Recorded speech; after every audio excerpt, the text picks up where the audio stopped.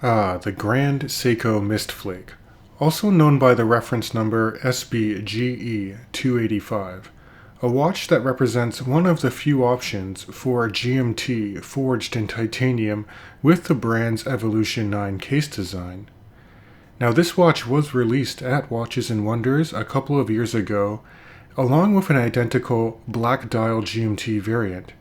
Now, personally, I feel that this watch is the combination of many of the core design elements that I wanted from Grand Seiko over many years of collecting their models. And this includes things like using their high-intensity titanium, a beautifully textured, dare I say, snowflake-esque dial, also having excellent lumen legibility, and the Evolution 9 case having some amazing wearing comfort. Now, I should point out that I've owned and loved the Grand Seiko White Birch for almost 2 years now, and it's one of my favorite watches in my collection. Now, the White Birch is made of stainless steel, and it's one of the first watches to actually utilize the Evolution 9 case design and principles. As such, it's also heavier and brighter in its hue than the titanium metal used on the Mist Flake, and for those reasons, I prefer wearing my White Birch on a strap versus the OEM stainless steel bracelet.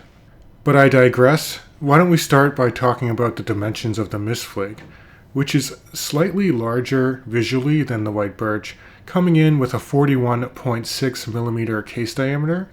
This watch is only 47.5mm from lug to lug and 14mm in total thickness, and I measure that from the bottom of a screwed down and exhibition case back and then to the top of a boxed and slightly domed sapphire crystal with Grand Seiko's super clear AR coating. The lug opening for the OEM bracelet is an even 22mm, which has a slight taper down to 20mm before you hit the GS signed clasp.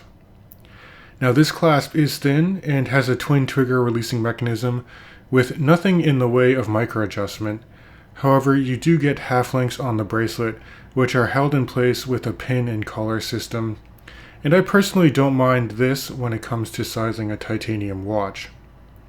And importantly, Grand Seiko nailed the wearing comfort of this watch due to the Evolution 9 case having a low center of gravity and wide lugs, and coupled with the watch's case and bracelet being fashioned from grade 5 titanium and only weighing in at 119 grams, sized up for my 7.5-inch wrist. So of course now we do have to talk about the dial on the Mist Flake, which is said to be inspired by the morning mist that envelops the mountains of Nagano, the home of spring drive in winter.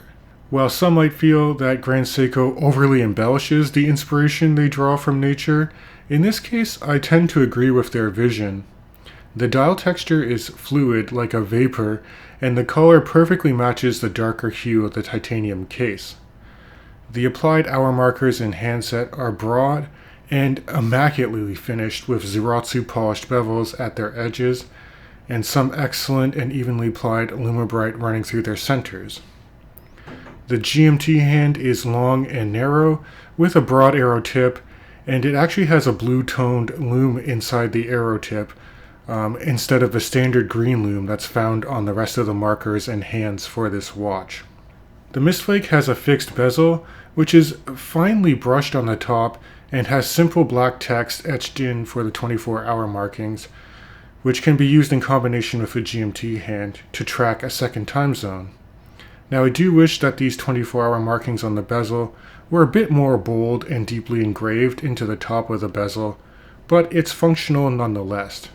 Now, Grand Seiko is able to expertly finish the high-intensity titanium case using their Zaratsu polishing techniques to give it a mirror-like finish to the bevels on the conical portion of the bezel and as well as the flanks of the case.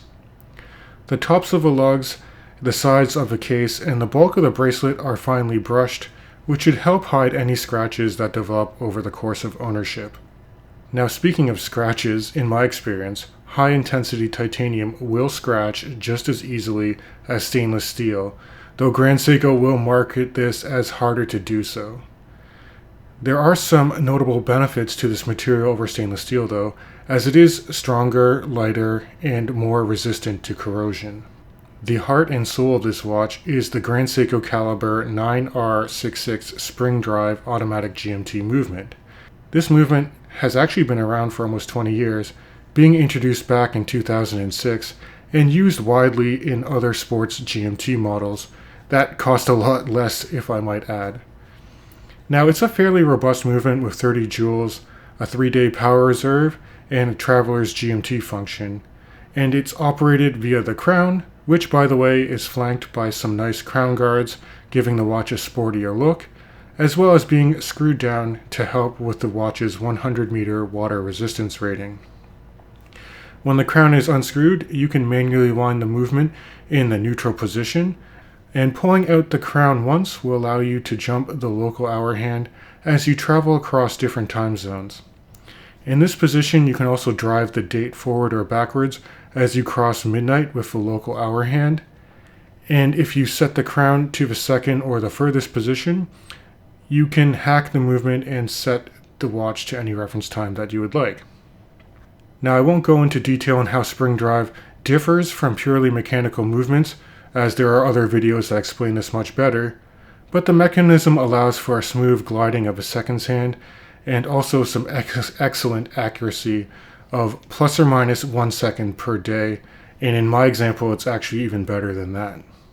So taken together, I think that this Mist Flake is a very compelling choice for a sports GMT watch with its dimensions and price point in the same ballpark as a Rolex Explorer 2 at retail. The use of titanium, excellent lumen legibility, and dynamic dial texture make it one of my favorite Grand Seiko releases in the past couple of years. Now, with all that being said, I do think that there are some areas for improvement.